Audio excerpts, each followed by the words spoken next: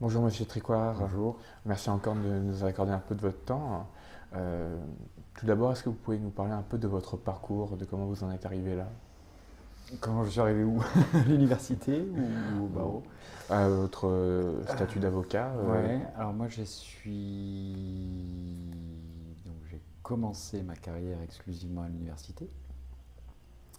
J'ai commencé à enseigner en tant qu'assistant à la sortie de mon DEA, donc en 98. Et à la suite de ma thèse, je suis devenu d'abord avocat. Puis j'ai été recruté à l'université comme maître de conférence. D'accord. Est-ce que vous pouvez nous dire, selon vous, quelles sont les bases nécessaires, d'après vous, pour un communicant autour du domaine de la propriété intellectuelle? Quelles sont les bases nécessaires? La difficulté pour un communicant, c'est d'avoir une compréhension des problématiques, à mon sens. Communicants, comme beaucoup d'autres professions, sont des carrières dans lesquelles on va être amené à comprendre les problématiques dans lesquelles sont les gens pour qui on travaille, les clients qu'on peut avoir. Dès lors, un peu comme le juriste, le communicant doit arriver à cerner quelles sont les difficultés qui entourent son client. Et parmi les difficultés qui entrent en jeu, il y a les difficultés juridiques. Euh, il faut, au moins, à mon avis, déjà au moins une culture générale de droit qui permette de s'adapter. Je prends un exemple, quelqu'un qui va faire de la communication de crise, par exemple après l'occupation d'une usine ou dans le cas d'une grève ou quoi que ce soit, toute cette question de l'occupation de crise, elle va être mêlée de la communication de crise, pardon, elle va être mêlée de problématiques juridiques. Donc ça, c'est un premier aspect. Et ça va se déplacer quel que soit le domaine dans lequel le communicant va être amené à intervenir. Et ça, c'est un premier aspect. Par ailleurs, il y a une question qui est que le communicant, c'est quelqu'un qui va développer des outils qu'il va mettre à la disposition de ses clients et des outils qui sont des créations de l'esprit.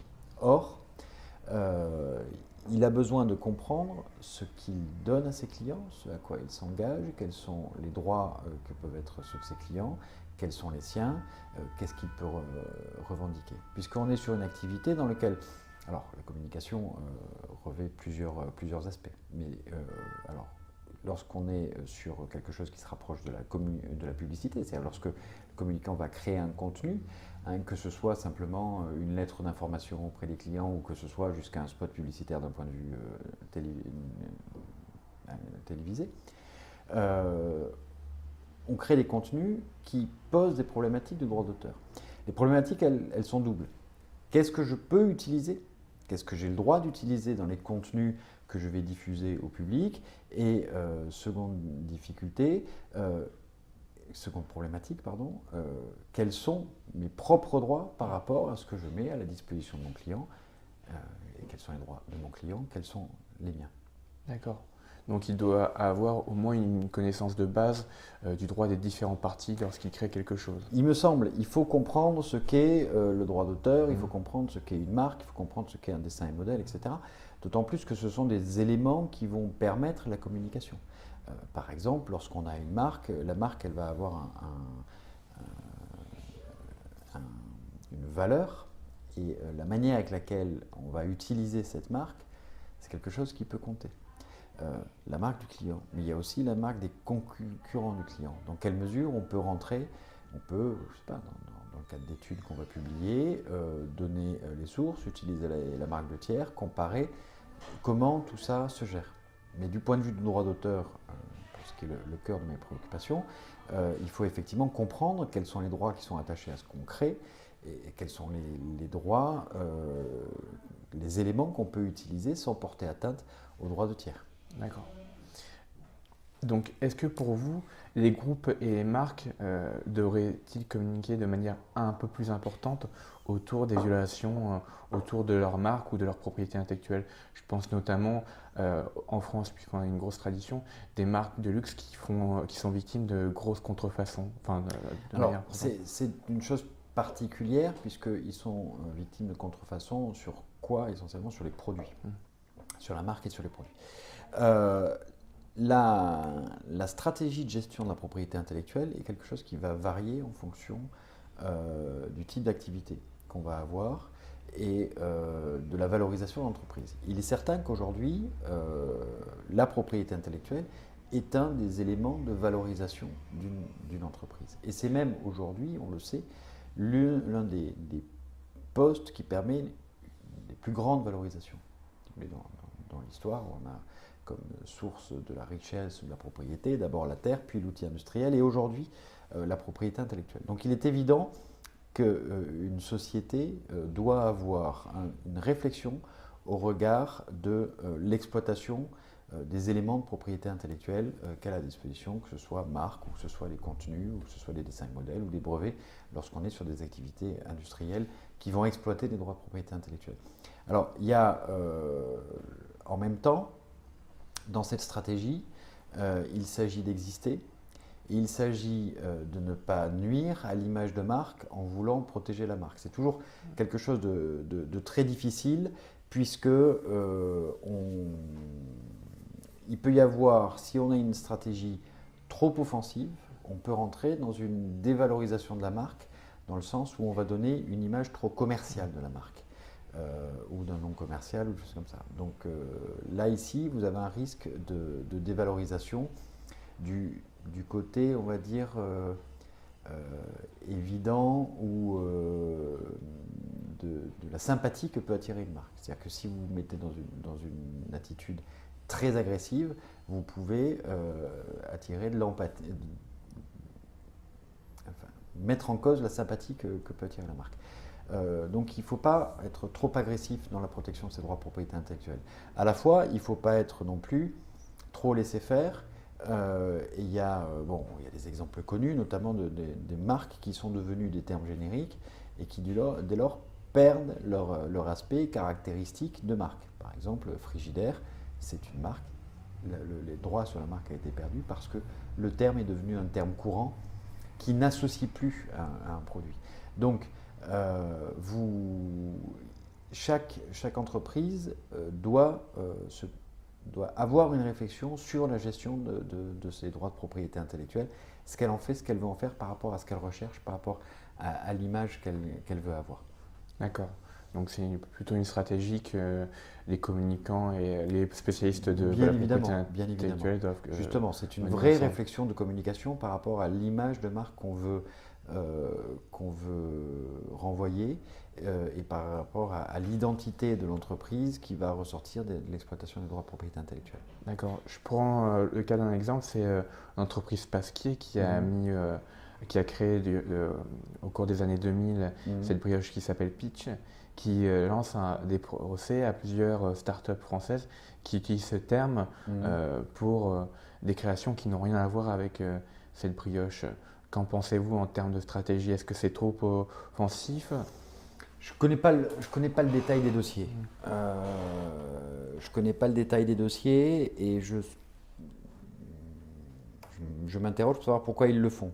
C'est-à-dire qu'effectivement, de ce que j'ai vu de cette affaire, ils vont mettre en cause des gens qui utilisent le terme pitch, c'est l'anglicisme pitch qui est rentré dans le vocabulaire commun, notamment médiatique, considérant qu'il pourrait y avoir une atteinte au droit de leur marque. Quel est l'objectif visé? Je ne sais pas trop. Est-ce que c'est un objectif de visibilité? Est-ce que c'est un objectif d'image de marque?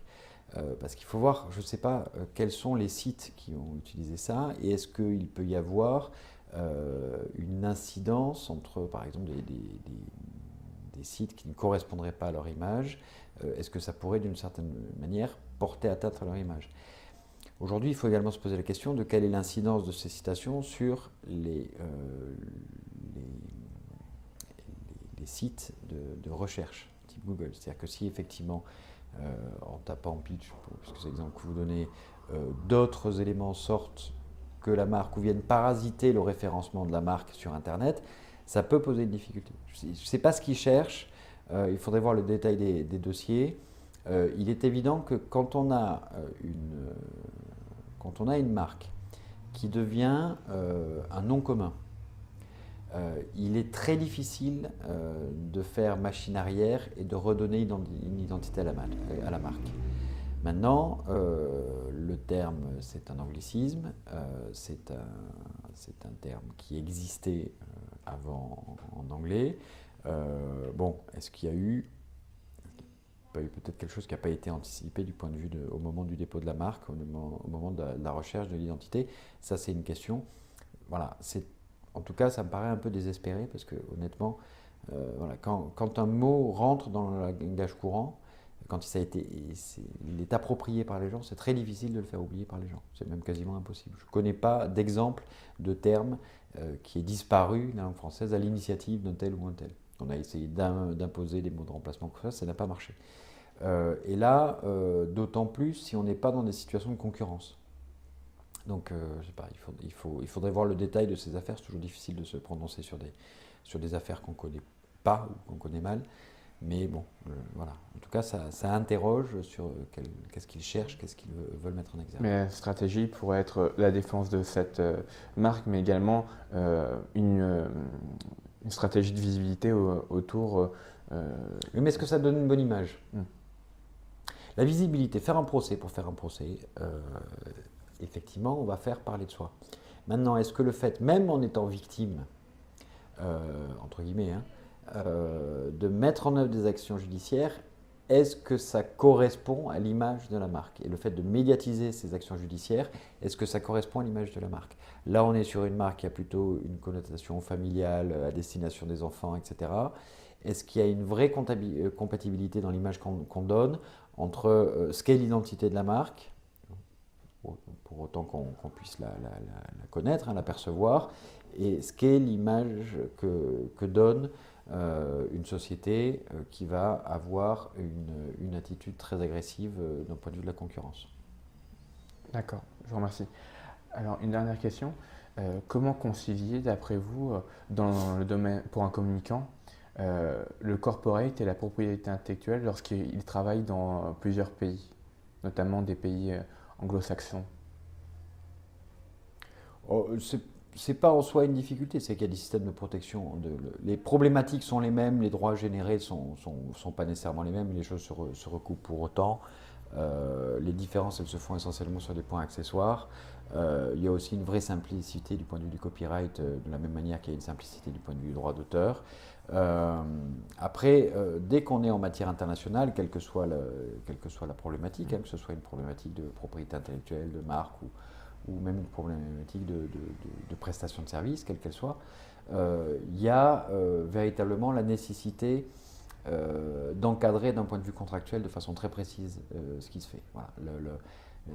Ce qui change dès lors qu'on arrive sur un point de vue international, et même si on a des accords de coopération, ou si on a des accords même sur le fond du droit, comme ça peut exister en matière de droit d'auteur avec la Convention de Berne, il est toujours très important d'encadrer les choses d'un point de vue contractuel. Parce que, en droit international, en cas de difficulté, il y a d'abord des problèmes de savoir quelle juridiction compétente, quel droit applicable, comment on borde tout ça. Et c'est sûr que si ça n'a pas été anticipé dans le contrat, très souvent, ça a des conséquences de procédures extrêmement longues et qui du coup perdent en efficacité. Puisqu'il faut toujours avoir à l'esprit qu'une procédure trop longue, pour un acteur économique, au bout d'un moment, même si à la fin il a raison, le délai fait que le résultat devient déconnecté de ses objectifs. D'accord. Voilà. Je vous remercie de votre temps, prie. Monsieur Tricot. Oui, il n'y a pas de souci. C'était rapide.